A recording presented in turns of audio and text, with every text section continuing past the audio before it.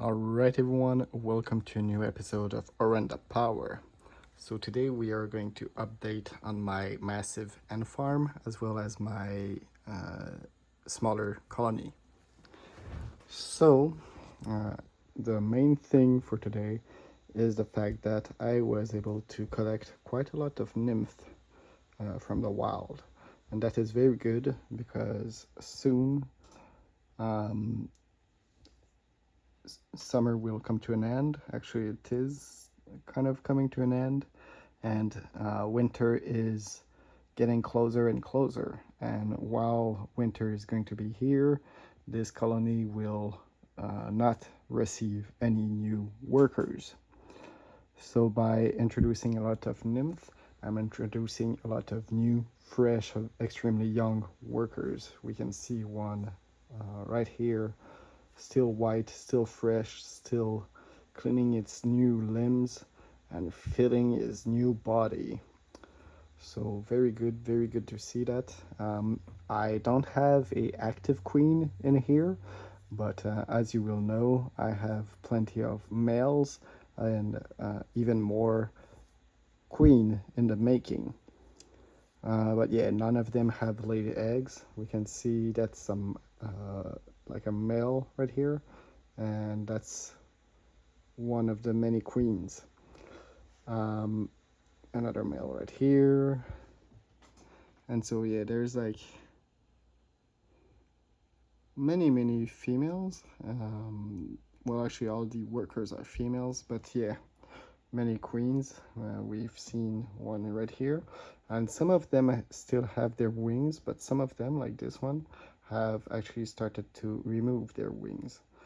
I'm not exactly sure why, but I'm assuming they know they are trapped and that those wings are cumbersome, so they are removing them by themselves. As we can see, most of the abdomen of these ants right here are very big, very full of sugar.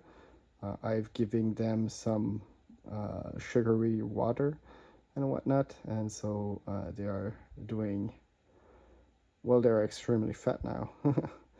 You can really see that there are basically some like, you know, they keep all their food stored in that abdomen, and they have like a social stomach and then a normal stomach. Within their social stomach, it's where they conserve food and prevent it from molding. So yeah, pretty interesting. Right here you will see something kind of white. This is actually a test tube similar to this one. So basically, I was studying this colony outside, and I actually dropped the test tube and break it.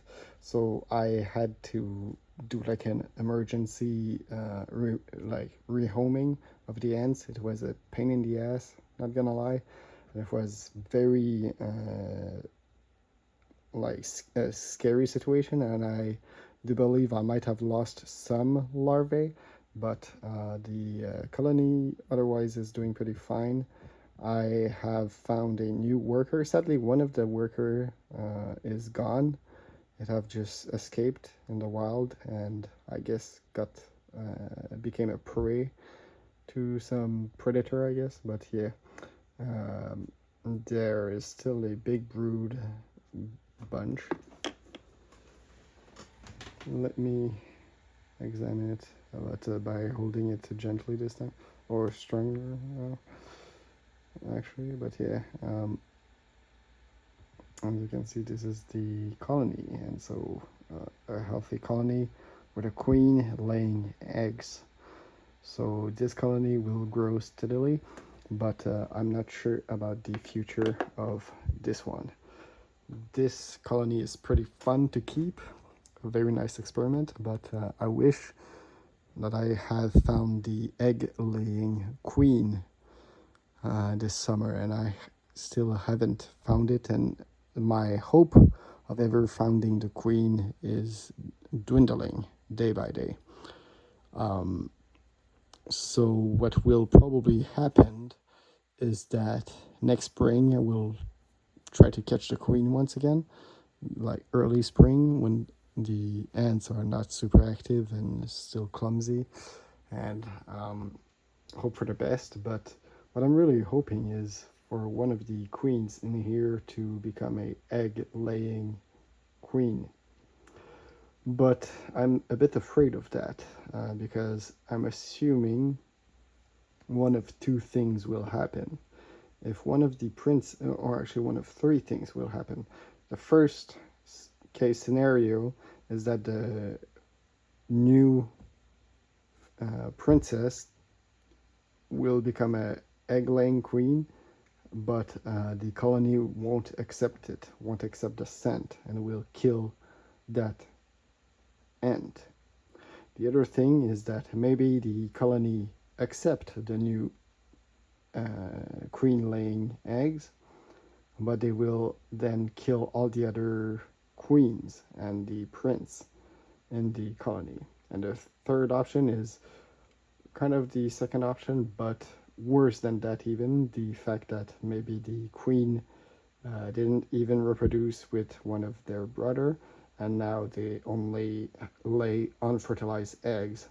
So there will be no propagation of new workers and stuff. Anyway, that's basically what would happen if any of the queens was going to lay eggs. But other than that, I think what will actually happen is that the slowly but surely all the queens and all will just become new, bigger worker. So yeah. Next spring, if I don't, or like in the next couple of weeks, if I still have time, I will try to add a new broods from other colonies. And the reason why I want to do that is to continue the experiment and see if this colony will accept broods from other colonies. If that is the case, this colony would become a kind of a slave market, I guess, in a way, like a slave colony made of many other colonies. I know ants do that in the wild, like going to war and just stealing the eggs and the larvae of other colonies and making their own. I know some ants are really specific, like some species of ants are really, really prone to do that. So I think it's definitively possible, and I did it this summer. Some of these ants come from two respective colonies, but I really want to see if that could be made again or if it was just a fluke. But yeah, I really enjoy keeping these ants. They are so fun to keep, very entertaining, a very crazy colony, and I will already have to upgrade their setup once again, I think. Or actually just add more soil.